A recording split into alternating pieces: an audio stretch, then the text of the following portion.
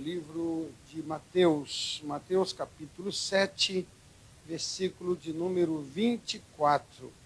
Diz assim a palavra de Deus: todo aquele, pois, que escuta estas minhas palavras e as pratica, assemelhá-lo-ei ao homem prudente que edificou a sua casa sobre a rocha, e desceu a chuva, e correram os rios, e assopraram os ventos, e combateram aquela casa, e não caiu, porque estava edificada sobre a rocha. E aquele que ouve estas minhas palavras e não as cumpre, compará-lo-ei ao homem insensato que edificou a sua casa sobre a areia, e desceu a chuva, e correram rios, e assopraram ventos, e combateram aquela casa, e caiu, e foi grande a sua queda. Senhor nosso Deus e nosso Pai, nós queremos nessa noite colocar nossa vida diante do Senhor. Queremos abrir nosso coração para que o Senhor venha falar profundamente em nome de Jesus. Esse texto aqui do livro de Mateus, Jesus ele estava num lugar chamado, no Monte das Bem-aventuranças. Ele estava na região da Galileia dos Gentios, ele estava no norte, né? Existia o Monte das Oliveiras no sul, que ali ele reunia os irmãos, e também existia o Monte das Bem-aventuranças, perto de Cafarnaum. E ali Jesus, ele falou sobre as bem-aventuranças e fez o sermão. E ali nesse sermão, Jesus estava falando sobre várias coisas. Ele falou sobre o sal da terra, ele falou sobre a luz do mundo, ele falou sobre os dois caminhos estreitos e largos, ele falou sobre a oração, ele falou sobre o jejum. Jesus falou sobre vários assuntos, falou sobre o reino dos céus. E já no capítulo 7, quando ele estava terminando o sermão, porque o sermão do monte, irmãos, ele começa no capítulo 5 e vai até o final do capítulo 7. Então, no capítulo 7, Jesus estava terminando, e ele deixa esse assunto aqui para tratar com a igreja, com o povo que estava ali. Ele deixou para falar sobre esse assunto no final. E ele fez aqui uma comparação, né? Ele usou aqui uma figura de linguagem, falando sobre um homem que construiu uma casa em cima da pedra e o outro construiu em cima da areia. Isso é interessante para nós. Eu acho que nós vamos aprender umas coisas aqui hoje. Acho que nós vamos aprender algumas coisas aqui. E acompanhando bem aqui o texto, o Daniel, bem lá em cima mesmo, nós vamos ver aqui que o versículo 24 começa com a seguinte frase: todo aquele. Jesus está fazendo aqui uma diferença. Ele está dizendo que não é todo mundo. Ele está mostrando aqui para nós que havia uma condição para aquilo que ele ia falar. Todo aquele, ele diz, começa assim, todo aquele. Ele vai falar depois que escuta, mas o evangelho é assim. O evangelho, ele requer de nós uma decisão. Na vida, tudo requer de nós uma decisão. As decisões que a gente toma hoje, elas vão repercutir no futuro. Se as nossas decisões forem decisões boas, pertinentes, nós vamos, no futuro, ver que valeu a pena ter tomado aquela decisão lá atrás. E tem pessoas que só descobrem que as decisões foram erradas quando já está lá no final da vida. As pessoas ainda falam assim: puxa vida, se quando eu era mais novo, se eu tivesse agido diferente, eu não estaria como eu estou hoje. Então esse texto, ele começa com uma condição. Ele começa, Jesus falando, olha, todo aquele, ele não está dizendo todo mundo, ele não está falando todos, ele diz todo aquele que tomar uma decisão, todo aquele que desejar, todo aquele que decidir. Então, ele já começa a colocar essa condição sobre quem está ouvindo. E ele fala assim: todo aquele, pois, que escuta. E uma coisa interessante, que o verbo escutar aqui, ele exige de nós também um esforço. Sabe, irmãos, para a gente escutar, a gente precisa se esforçar. Para a gente escutar uma pessoa ou uma voz, a gente precisa parar de escutar outras vozes. Tem gente que tem facilidade de escutar um monte de coisa ao mesmo tempo, né? Mas o ideal para escutar direito e a gente desligar algumas coisas que estão trazendo ruído para a nossa vida. Então Jesus está dizendo, todos aqueles que escutarem, que derem ouvidos, que derem atenção, que pararem realmente de fato para perceber o que eu estou falando, as minhas palavras.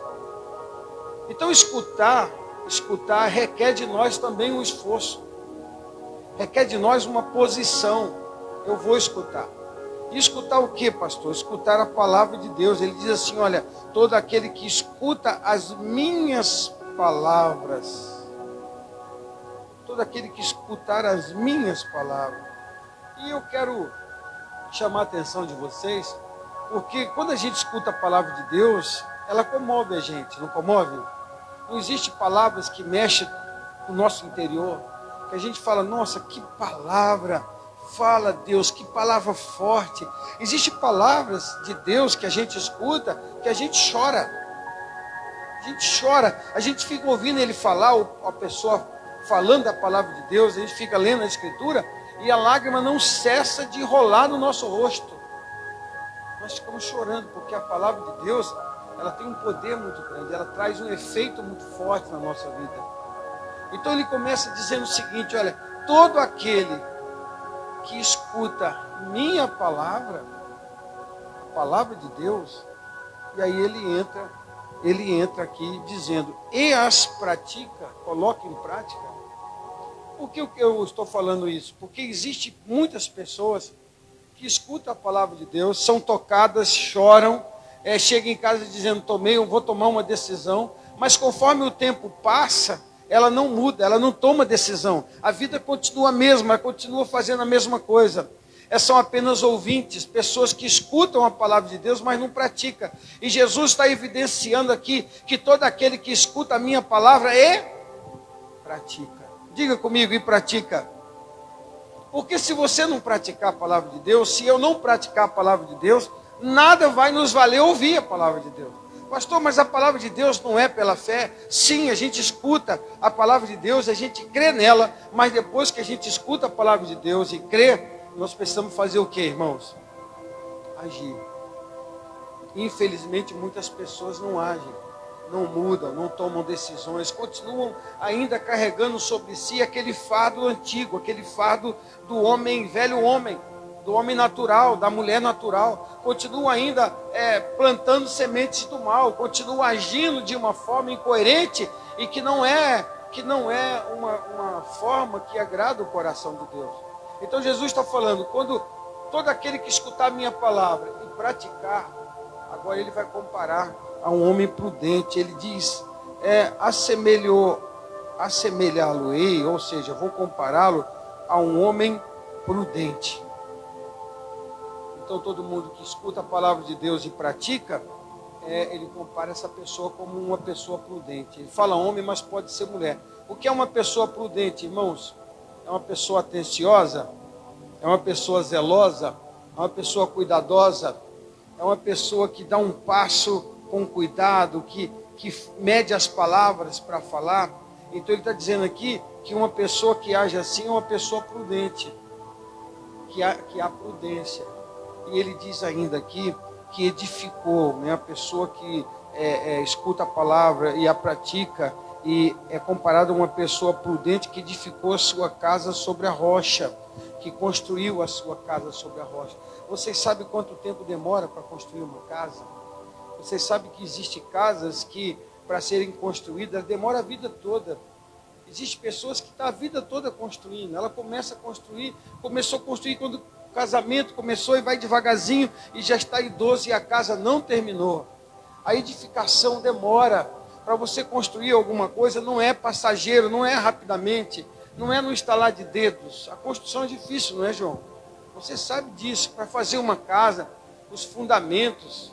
E aqui, esse texto que eu estou falando para vocês, pregando, é chamado de os 2 fundamentos. Então, para fazer uma casa, você tem que furar o chão, você tem que fazer o alicerce, você tem que levantar as paredes, você tem que levantar no nível, no prumo, tem que preparar toda uma estrutura, o projeto antes, depois tem que fazer o telhado, a cobertura, preparar a casa por dentro. Então ele está falando aqui que é comparado a uma pessoa que edificou uma casa. E a gente precisa pensar no que a gente está construindo, no que a gente está edificando. Porque muita gente, depois nós vamos ver mais para frente, que depois que constrói, demora anos construindo, descobriu que fez uma coisa errada, que perdeu tudo. E o que nós estamos construindo? De que forma nós estamos construindo? Como que a gente está construindo? O que a gente está fazendo? Como que a gente está conduzindo nossa vida? Como que a gente está conduzindo nossa fé? Como que a gente está conduzindo o nosso casamento? Como que nós estamos construindo nossa família? Como nós estamos cuidando do nosso lar, dos nossos filhos?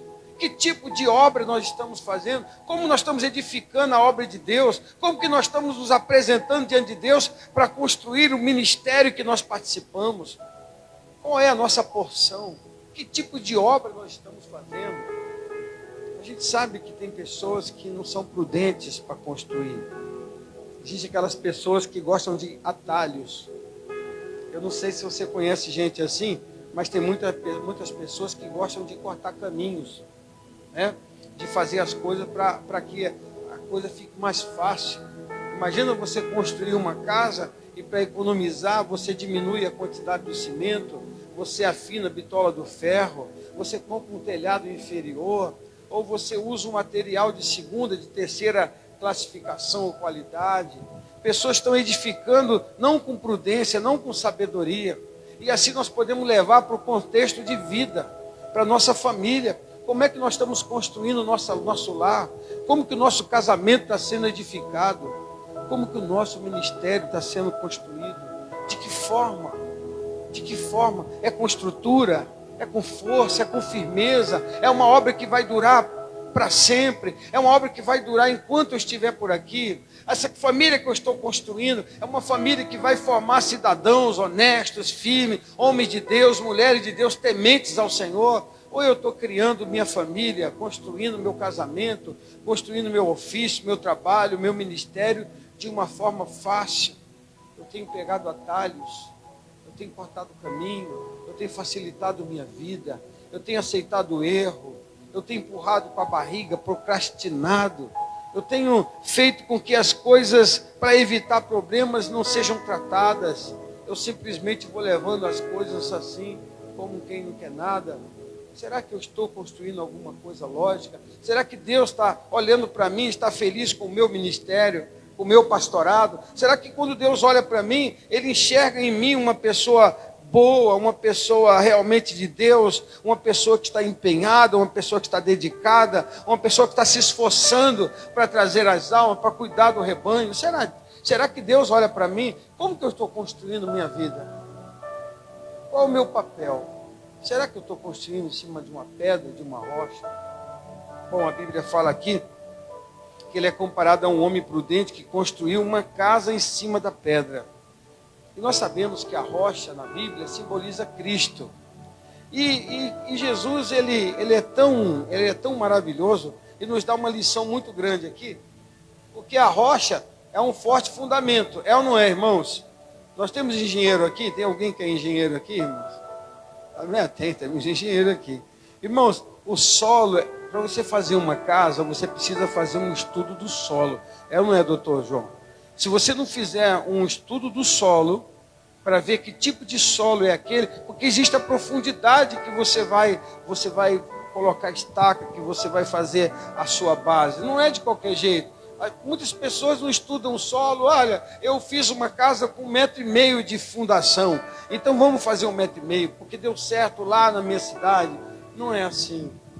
Quanto mais firme o solo, mais segura será a casa. E esse solo aqui, essa pedra, ela tem uma simbologia, né? Uma tipologia, ela aponta para Cristo. Então, Jesus está ensinando isso no final do sermão. Ele está falando para as pessoas: se você ouviu minha palavra, se você pratica, se você cumpre a minha palavra, obedece a minha palavra, você é comparado a um homem prudente que fez a sua casa em cima de uma pedra grande.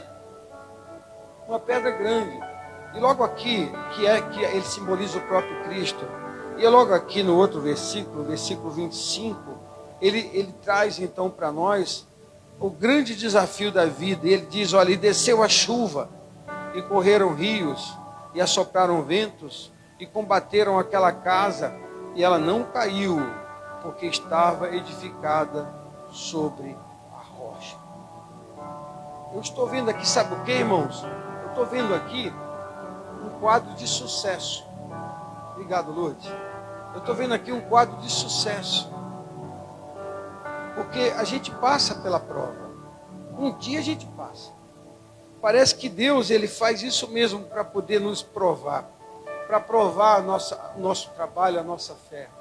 Imagina que esse homem construiu a casa em cima da pedra, e aí veio uma tempestade, veio um tempo ruim, e colocou aquela casa à prova. E a pergunta é, será que se na hora que nós formos passar pela prova, a nossa casa vai ficar de pé? Será que estamos fazendo direito, construindo direito a nossa vida? Será que nós estamos fazendo a nossa fé alicerçada na pedra que é Cristo? A nossa família está fundamentada na pedra que é Cristo? O nosso ministério está fundamentado na pedra que é Cristo? O nosso casamento está fundamentado na pedra que é Cristo? Os nossos filhos estão sendo educados na pedra que é Cristo? Porque se isso não estiver acontecendo, nós não vamos ter firmeza no dia da prova.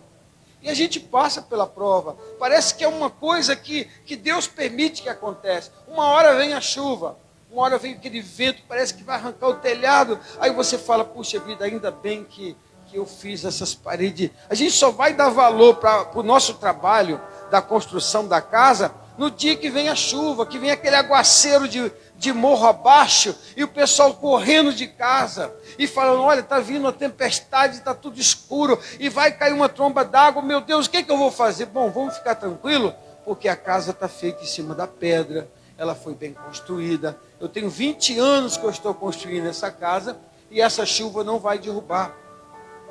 Então, quando nós, irmãos, estamos fundamentados em Cristo, as lutas vêm, a provação vem, as dores vêm, a afronta vem, a perseguição vem, mas nós não somos abalados, a nossa casinha não cai. Sabe por que ela não cai? Porque nós estamos firmados, a nossa fé está firmada em Cristo. Ah, pastor, mas a luta é muito grande, o problema... Não tem problema, se eu estou em Cristo, eu estou firme, eu não vou recuar, não vai me acontecer mal nenhum, eu vou prevalecer, eu vou até o fim, eu vou ficar firme, eu não vou esmorecer.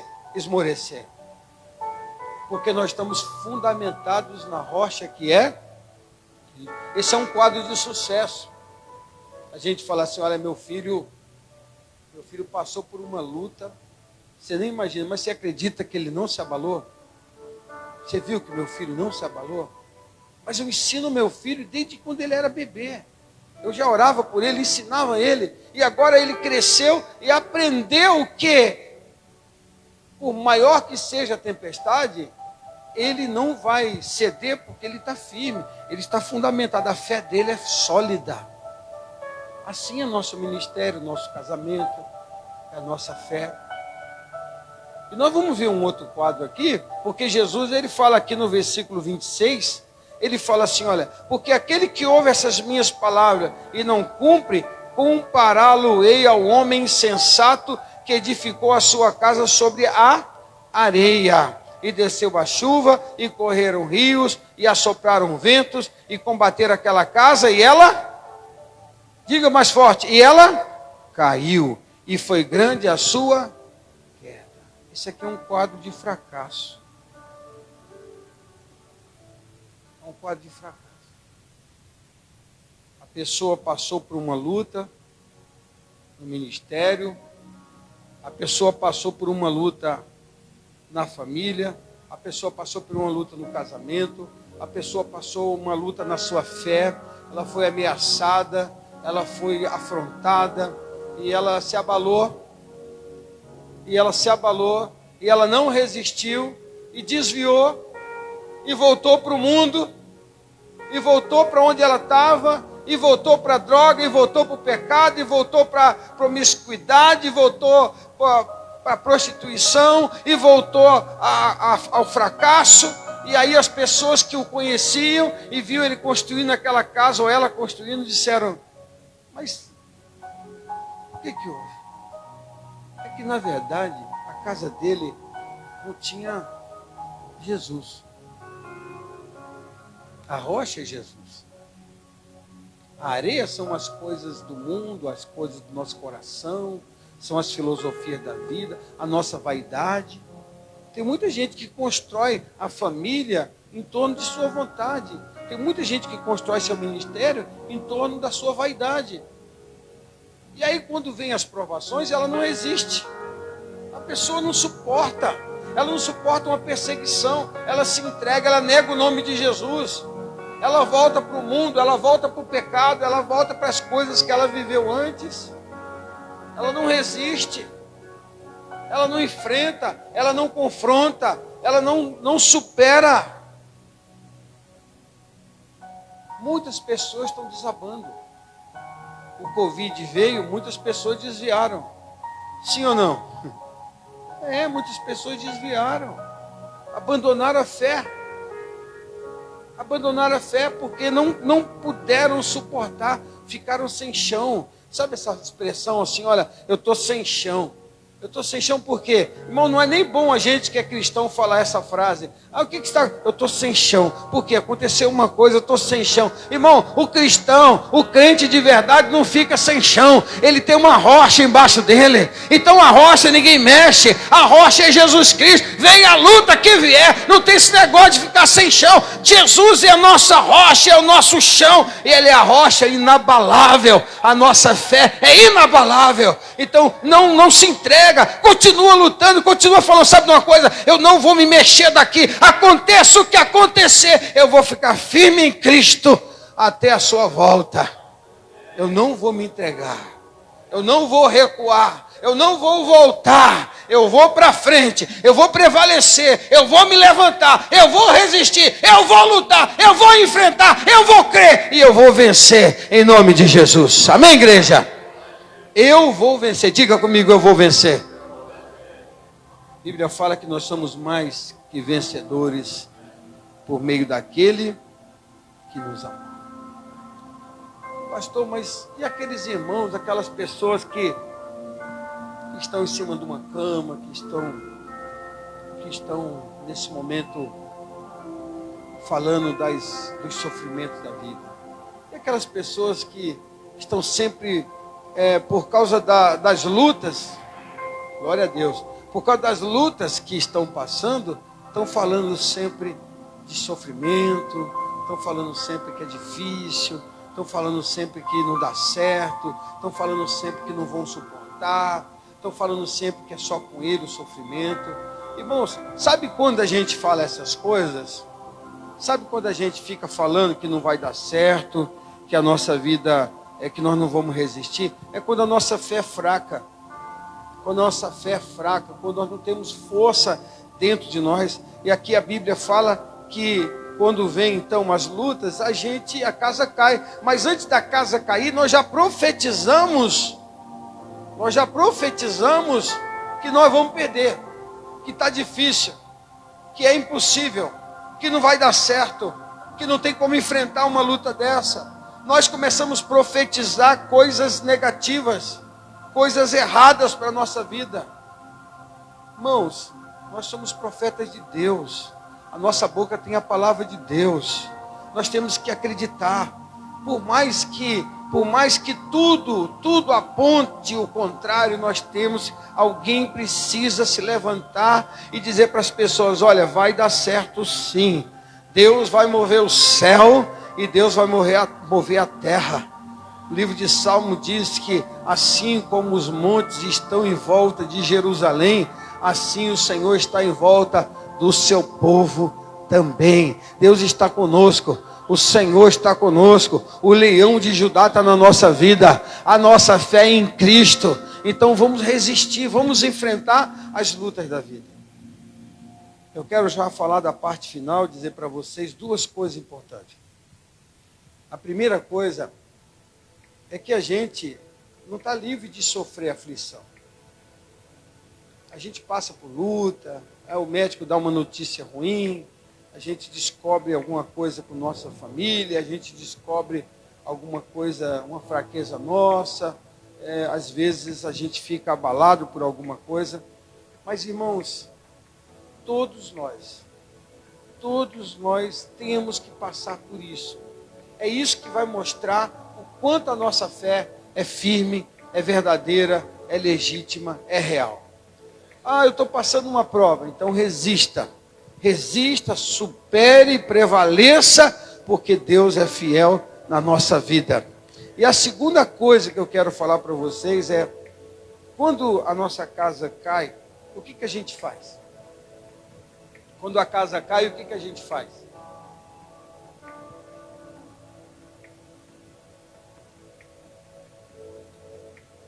Se a sua casa caísse, o que você faria?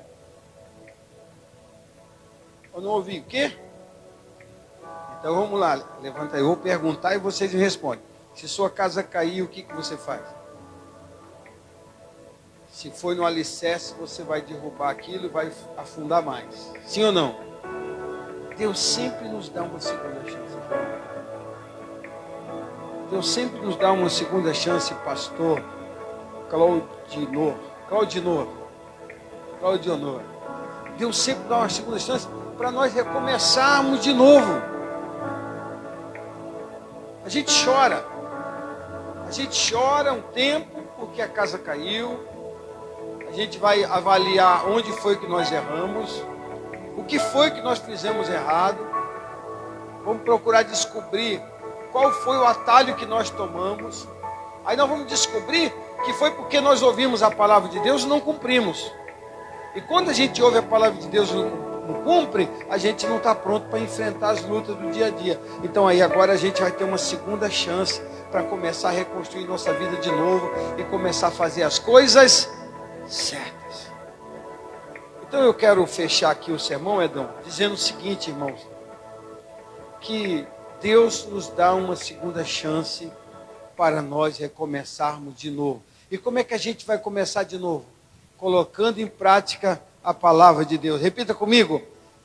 Colocando em prática, diga, a palavra de Deus. Quando a gente começa a praticar a palavra de Deus, quando a gente começa a viver o Evangelho, quando a gente começa a viver o que a palavra de Deus fala no nosso coração, e a gente fala, não, se a Bíblia diz isso, se Deus fala isso, eu vou cumprir exatamente o que a palavra de Deus cumpre. Então a gente está começando de novo. Deus sempre nos dá uma segunda chance. Então eu não sei como está a sua vida, eu não sei como você tem caminhado, eu não sei o que você tem construído, eu não sei se a sua casa tem caído, eu não sei se você está abalado, eu não sei se você está sem chão, eu não sei se você está sendo perseguido, eu não sei se a sua cabeça está turbulenta, está cheia de pensamentos, se seu coração está turvado, se seu coração está enegrecido, se você está desanimado, eu não sei. A única coisa que eu posso dizer para você hoje é, se você ouvir a palavra e cumpri-la fielmente, a sua casa não será abalada. Amém, igreja? Vamos ficar de pé nesse momento, vamos orar um pouquinho aqui com o Senhor, vamos falar com Deus nessa hora. O Senhor é fiel. Eu quero convidar você nesse momento para levantar sua mão e colocar diante de Deus os desafios que você tem vivido, aquilo que você tem enfrentado. Eu não sei onde é a tua luta, eu não sei onde é que você tem passado pelas aflições, que você tem dito no coração, Senhor, será que eu vou aguentar isso? Será que isso não vai abalar a minha fé? Será que isso não vai me derrubar? Então coloca diante de Deus agora, eu quero orar com você. Pai, em nome de Jesus, nesse momento, eu quero te glorificar, Senhor, e te exaltar, e bendizer o teu santo nome. Eu quero colocar diante de ti a vida dos meus irmãos, esses que estão aí na live assistindo no Facebook, meu Pai, esta pregação, esse culto. Senhor Deus, que nós possamos a partir de hoje, Pai, construir nossa vida, Senhor, de forma prudente, que nós possamos tomar decisões corretas, que nós possamos tomar decisões sábias, que nós, Pai amado, possamos caminhar na direção correta que é Cristo. Meu Pai, eu sei que o Senhor está conosco, Jesus, a nossa fé está fundamentada no Senhor, então nada vai nos abalar. Senhor, muitas vezes as lutas, as frustrações tentam, Senhor, tirar nosso foco, tirar nosso entendimento, Pai, apagar a nossa fé, mas nós caminhamos firme, baseado na Tua palavra, fundamentado no Evangelho, crendo na pessoa de Cristo, caminhando na direção de Cristo. Em nome de Jesus, meu Pai, eu te louvo nessa hora. Eu coloco a vida dos meus irmãos. Eu coloco a vida da igreja, Senhor. Esses irmãos que estão aqui nesse culto de quinta-feira, antevéspera do Natal. Meu Deus, que o Senhor estenda as tuas mãos para nós. Que o Senhor alcance nosso coração, nos faz pessoas mais fortes. Pai amado, eu tenho prazer de te servir, que esse prazer também esteja no coração de todos os nossos irmãos, que nós possamos ser inabaláveis, que a nossa fé se torne inabalável, e por mais que nós soframos o ataque de Satanás, por mais que nós passemos por lutas e dificuldades, Senhor, nos faz fortes, para que a gente permaneça firme e encontre o Senhor, e siga firme na tua palavra, em nome de Jesus.